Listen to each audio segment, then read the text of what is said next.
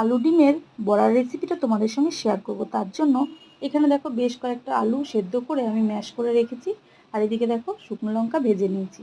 লঙ্কাটা তোমরা যে যেরকম পছন্দ করো সে সেরকমই নেবে। লঙ্কাটা পরিমাণ মতো নুন দিয়ে খুব ভালোভাবে আগে মেখে নিচ্ছি, আর এইদিকে দেখো পেঁয়াজ পরিমাণ মতো নুন হলুদ দিয়ে পেঁয়াজটাকে ভেজে নিয়েছি। এবারে সেদ্ধ করে ম্যাশ করে রাখা আলুটার সঙ্গে খুব ভালোভাবে সবগুলো উপকরণ মেখে নিতে হবে। খুব ভালোভাবে মাখা হয়ে গেছে। এবার মেখে রাখা আলুর থেকে অল্প অল্প কিছুটা আলু নিয়ে হাত দিয়ে একটা শেপ করে নিচ্ছি। দেখো আমি একটু লম্বাটে শেপ করেছি, তোমরা চাইলে যে কোনো শেপ করতে পারো, কোনো অসুবিধা নেই। তো দেখো সবগুলো আলু কিন্তু আমার একই রকমভাবে করা হয়ে গেছে। এবারে একটা বাটির মধ্যে দুটো ডিম ফাটিয়ে নিয়ে নেব।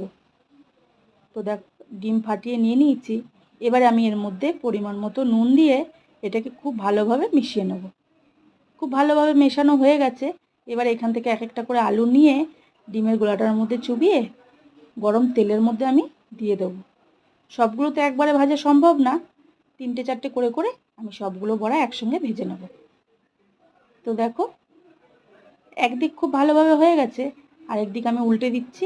এইভাবে উল্টে পাল্টে লাল লাল করে ভেজে নিলেই এত সুস্বাদু একটা রেসিপি কিন্তু তৈরি হয়ে যাবে। খুব অল্প তেল মশলায় আর অল্প সময়ে দারুণ কিন্তু রেসিপিটা। তোমরা বাড়িতে একবার হলেও ট্রাই করতে পারো। ভিডিওটা কেমন লাগলো অবশ্যই কিন্তু কমেন্টে জানিও। আজকের মতন এটুকুই।